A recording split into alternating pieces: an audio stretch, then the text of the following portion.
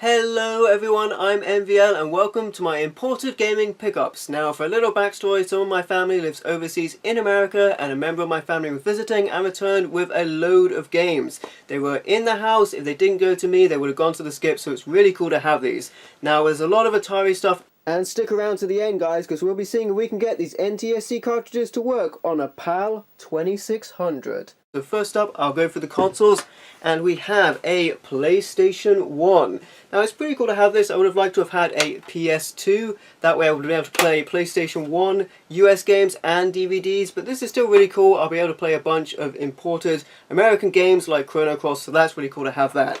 Next up we have what was described to me as two Atari systems, which turned out to be two Super Nintendos. So that's still really cool, although I do have a retro freak and I am able to play imported Super Nintendo games. It's still really cool. There were two of these. This one's really yellowed. I've cleaned them up as best as I can, but it will be really sweet if I can play a bunch of American games on the native hardware. That'll be really sweet. There's a lot of games we didn't get over here, like Super Mario RPG, Chrono Trigger, and Earthbound. So really cool. So here's the first one. This one's really yellowed, and in comparison, here's the next one, which is a lot less yellowed. If I can get one of these consoles working, that's great. If I can get both of them working, that's gravy. If they both work, I'll soft mod one of them to play imported Japanese games. Of course, they won't play PAL games correctly. You can do that by cutting the tabs out in the cartridge slot.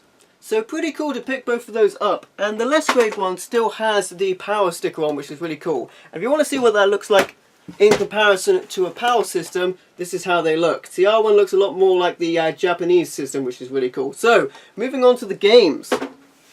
First up, we have a Super Nintendo game, and that is Super Mario Kart. And again, I'll give you a comparison between that and a PAL game. The same game here. I already have this game, obviously, but this way I'll be able to play it in 60 Hz like it was intended. Next up we have all of the Atari games. Now I normally show you gameplay footage for all of the games included in these, but since these are import games and I'm not sure if I can get them to work perfectly, I'm not going to show you any gameplay footage. And seeing there's a lot of games as well, it's just a bit easier like this. I can get these games to work, I believe. I think the best way will be a 7800 and getting them through composite, although the colours will still be wrong and some of them may roll the screen because the vertical sync is not correct or some nonsense like that. Nevertheless, here are the games. First up we have Air Sea Battle. Next up we have Casino. Now we have Combat. I already have Combat on the PAL system. I also have here Combat again. This one has a picture cover though, that's really cool. And here we have Dodge'em. Now there are a load of Atari games here. We have loads more, so let's go. We have Flag Capture. We also have Haunted House. Some of these games I don't have, so that's really cool. I do believe I can get them to work, so they just have different colours. We have Human Cannonball. A lot of the stickers here are damaged, but I think that's very common with Atari games because of the glue used to put the stickers on. It's a bit crazy. Some more Atari games here. We have Maze Craze.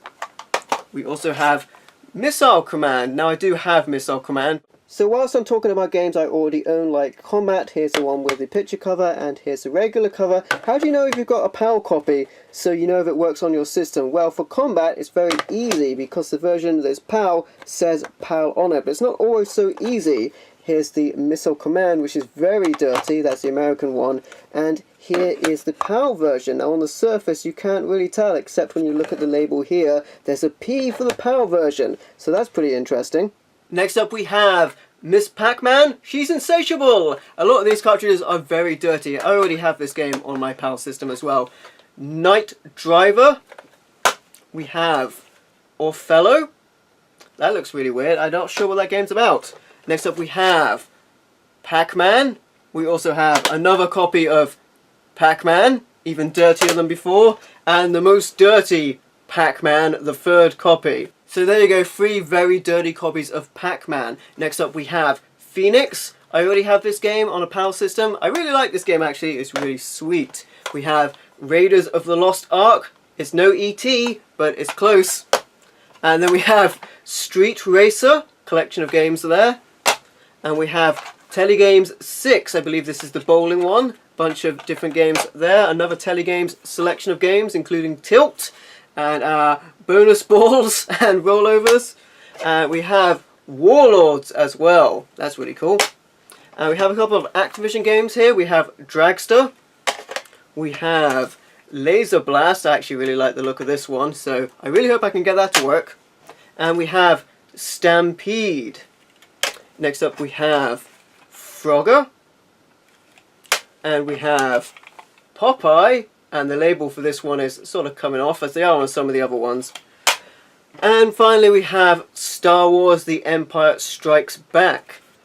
Okay, let's give this a go. I've plugged in a Mega Drive controller, aka Genesis for you in the States. And I'm going to push the start button and see if I can play this. So let's go. Here we go, we're playing it. Yeah, destroy stuff. Yeah, that's right.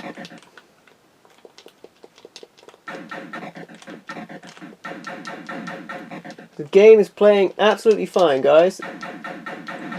It's definitely playable.